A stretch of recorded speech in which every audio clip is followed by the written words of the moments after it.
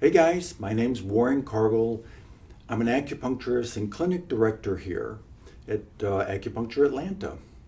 And today, this is the first in our series of Facebook Live podcast, I guess, on taking control of your life, taking back control of your health and your life. And so today we're talking about endometriosis and fibroids, which I thought would be a really interesting topic for people, as we get a lot of patients here in the clinic who show up with those conditions. So I'm not going to go into a lot of detail on what the actual, the definitions are of endometriosis or fibroids. I'm sure if you have it, you know how it's defined. So let's get into it then. So the first thing I want to share with you, like if you showed up at our clinic, what we would do is do a bunch of, we'd ask you a bunch of questions. And that's, in Chinese medicine, that's called signs and symptoms. And that's what we're interested in. And I would encourage you to do the same thing. So the first thing is make a list of all the conditions that are going on with you. Don't leave out anything. So, I know that's going to include endometriosis or fibroids, but what are the other conditions? So other conditions that would be of interest to us and will also be of interest to you, and I'll share that with you why, is that, so like for example, if you're having skin conditions like eczema or psoriasis, if you've had frequent UTIs or vaginal infections, if you've had frequent or reoccurrent use of antibiotics, if you've had lung or sinus infections, if you have constipation, if you have lower GI issues, ulcerative colitis, IBS, those things, all of those would be of interest to us. And so the question is why? What's the relationship to endometriosis and fibroids? Well, this is where things get really interesting now. So the relationship is that they're all related to the microbiome. So you may say, okay, well, what's my microbiome? Well, the microbiome is all of the bacteria that live within your body. Predominantly, there's a huge population of those rascals who live in your guts. But then there's also bacteria over your skin, there's bacteria in your vagina, there's bacteria in your sinuses, in your mouth. And so that's kind of the first place that we go when we're looking at issues, that these are microbiome related issues, right? So what does the microbiome do, and why is it important, and why is it essential? Why does it drive endometriosis and fibroids? Well, in a healthy microbiome, what we see is that the bacteria there are breaking down the foods, they're making nutrients, they're also making vitamins, they're also making neurotransmitters. And within the gut, there's an extensive, about 80% of your immune cells are located in the gut. So all of these bacteria are kind of cruising along, doing their job, without any kind of involvement on your part until something happens. Like something happens would be like, maybe you're on a vacation and you get Montezuma's revenge or something, right? So that's, which is a bacterial infection. So that's the issue there is, so these bacteria are doing all of these jobs out of sight, but they're fundamental to your health and well-being. So at that level then, what you're interested in here is the next thing is you have all these bacteria. So what affects these bacteria? Obviously, antibiotics affect the bacteria, and there's also NSAIDs that affect the bacteria. Alcohol will affect the bacteria, and so, as you can imagine with antibiotics, if you're using a broad spectrum, what will happen is you'll get a die-off of the beneficial bacteria in addition to the pathogens, right? So So what we want to do, and this is one takeaway, is that you want to make sure that you kind of begin to limit your your antibiotic use. And if you have to have antibiotics, ask for a specific uh, antibiotic that's specific to the bacteria that you're having the problem with, instead of a broad spectrum, right? So back into the gut again. So that's one thing with the bacteria. Now, in your gut, what's happening here is the gut has a epithelium barrier, and in the interior of the gut, there's a barrier that separates all of these bacteria from the food and all of that.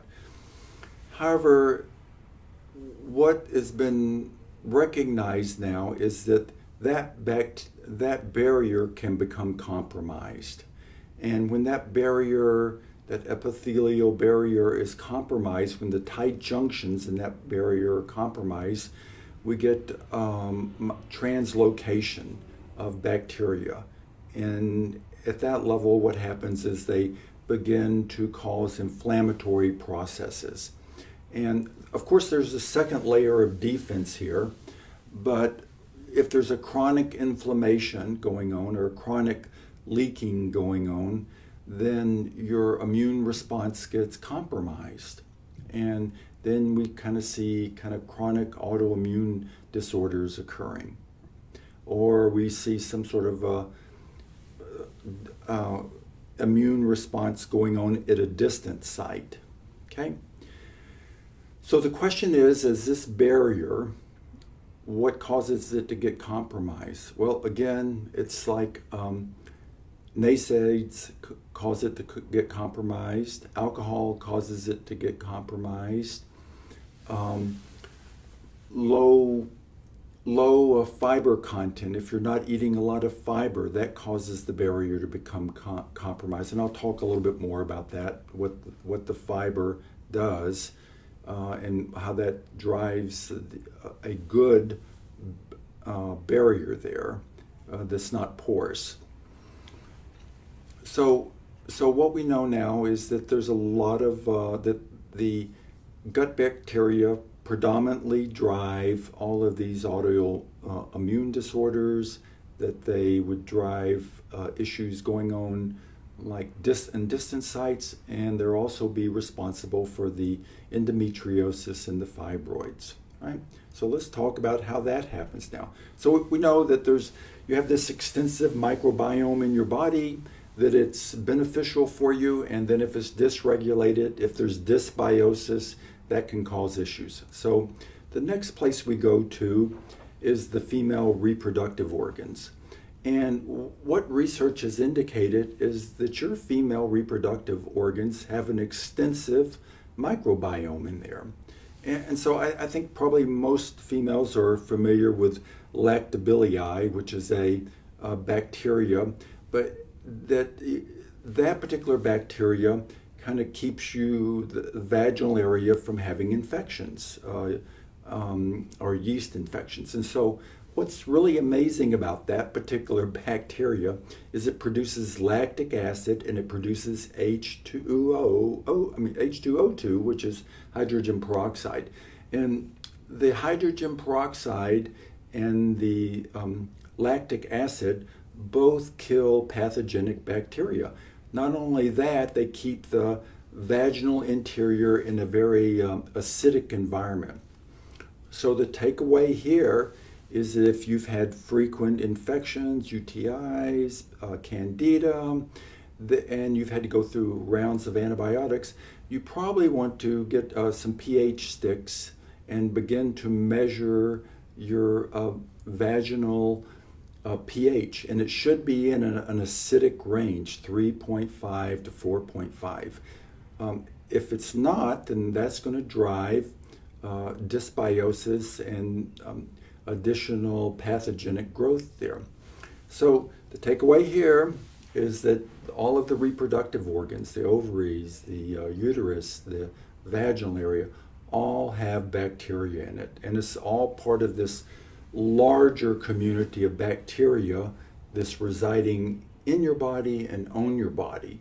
not only that, there's communication going on between these communities of bacteria and between your brain, back and forth communication. So what we see there is that these bacteria are communicating, and then the other thing to keep in mind, I mentioned the epithelial barrier, which we want tight junctions to keep migrations and translocation occurring of bacteria or endotoxic elements into the interior of the body. What we also realize now is that these female reproductive organs are also have an epithelial barrier surrounding them. And that's how there's this exchange occurring between nutrients and electrolytes and all these things that are needed for healthy organs. So then the final element here, which you need to be aware of, is that back into the gut bacteria. So when if you've ever been to a doctor and you've been diagnosed with fibroids or endometriosis, I mean, the statement is that estrogen drives those, right? However, after that, it's not clear what happens, how the estrogen gets driven. Well, so what we're making a case here for is that the microbiome is driving the estrogen dysregulation, and we're beginning to demonstrate how this leakage leaks material out into the interior space, which then the estrogens can begin to act on that and cause the endometriosis or the fibroids. So what's important here is back into the gut microbiome again. So the liver detoxifies all of these steroidal hormones from the body, and it takes them out of the blood, and then they get either excreted into urine or they get passed into the intestines to be passed out as stool or something. So once they're in the intestines, here's what happens. There's bacteria that have a special function of breaking these estrogens down, and it's called the estrobiome. So we have the microbiome, and then we have a little subset called the estrobiome, right? And it's really fascinating what happens at that level. But they're broken down to water solubles, and then from there they're excreted. If there's dysbiosis, dysregulation, either through the antibiotics, excessive alcohol, excessive NSAIDs, past insults to this gut bacteria, then what we see happening, instead of being broken down by these bacteria, the estrogen actually gets stepped up into a much more potent form of estrogen, right? And then this particular estrogen, like a 16-OH estrone, has been linked with endometriosis, fibroids, breast cancer, PCOS, and that it's just a much more potent form of estrogen. And so at that level, what the recommendation is that get one of these home hormone kits and look at your hormones, and specifically your estrogen, to see if the free estrogen is elevated. And if so, if your estrogen is elevated, so we've got two paths here. We've identified to look at the vaginal bacteria, if there's dysregulation going on there, the pH is high, and now we're talking about looking at the estrogen, the estrobiome, and seeing if there's dysregulation occurring there. And you would do that with a home hormone saliva test to look at free testosterone. And then from there, so the questions are, what would you do then? Well, fiber is fundamental.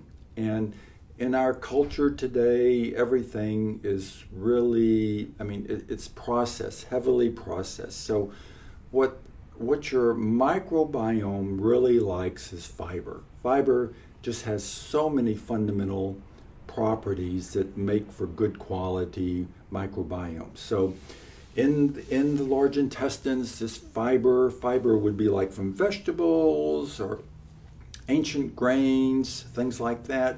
You're eating much more fiber.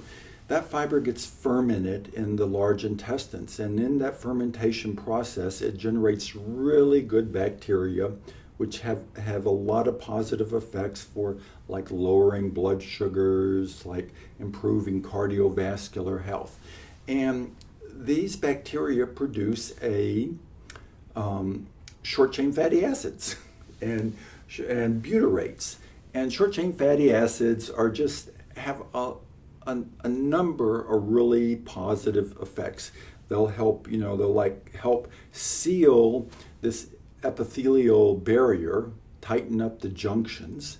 They'll help generate a positive number of bacteria for, a good quality bacteria for the microbiome. And they're going to absorb excessive estrogen. So a lot of benefits. Now, here in the clinic, we run across people that say, I can't eat too many vegetables. I'm really busy and blah, blah, blah, blah, blah, right? So if you can't eat, a lot of vegetables or can't really pump up your intake, then, there are supplements like fructooligosaccharides or inulin or things like that you can add to your drinks in the morning and take it to, offset that. But fiber is fundamental here, right? And that's going to have a positive effect on what you're doing. Additionally, you want to consider kind of moving out of the interior of your grocery store, those interior aisles, and maybe shopping more on the outer perimeter. Why? Because the interior is where all of the heavily processed foods that have additives and preservatives in there, which again will kind of poke holes in the epithelial barrier. So that's another thing. And then another component here is that you'd want to consider really stepping back on your red meat consumption, maybe like once or twice a week, because the red meat, drives, so I talked about how the fermentation process occurs in the large intestines. The red meat, is handled in the large intestines also, breaking it down, and that drives a whole nother set of bacteria, which are not beneficial for you. So you want to limit your red meat consumption, and especially, if you're not eating meat that's like organically derived, produced, then you're going to be consuming meats that have that's been subjected to growth hormones and to antibiotics. So, as I've already said, one of the fundamental things you want to avoid antibiotics, and if you've had a lot of antibiotics use, then that's going to kind of drive this whole process in the beginning of why the dysregulation or the dysbiosis is occurring in the gut, and or what's driving the endometriosis and the fibroids, right? So it's what we're presenting here is, and what we're encouraging here is to begin to look at everything that's happening in your body is one unified approach. There's nothing that's happening in your body that's not related. And when you begin to go through these exercises of taking back control of your health, you begin to understand that fundamentally a lot of stuff, just how important your microbiome is, and what you want to do to repair it and to make it healthy, because that's what's going to make you healthy all over, and you're going to have a healthy long life. So the thing for the endometriosis and the fibroids is that you're looking at your gut here, and you're repairing your gut, and that there are things that you'll be doing on a consistent basis to do that, such as the fiber consumption, such as monitoring your pH, such as monitoring your hormones, your free hormones. Additionally, if you have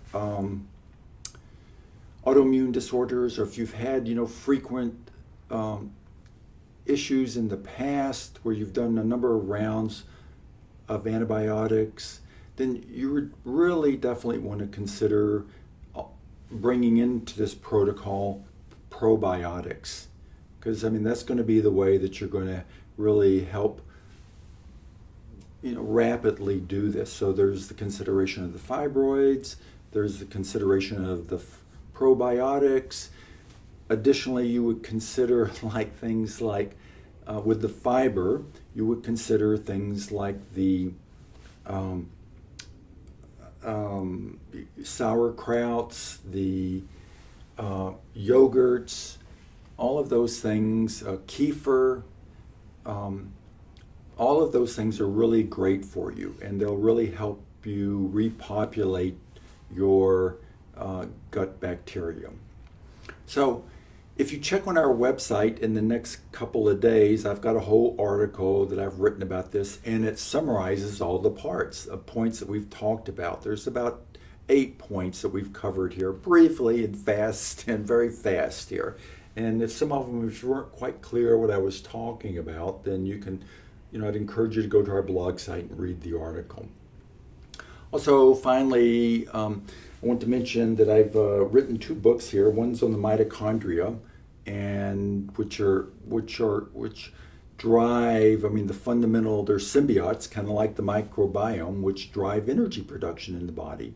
And then the next book here is on how our beliefs shape our life. Both books are available on Amazon.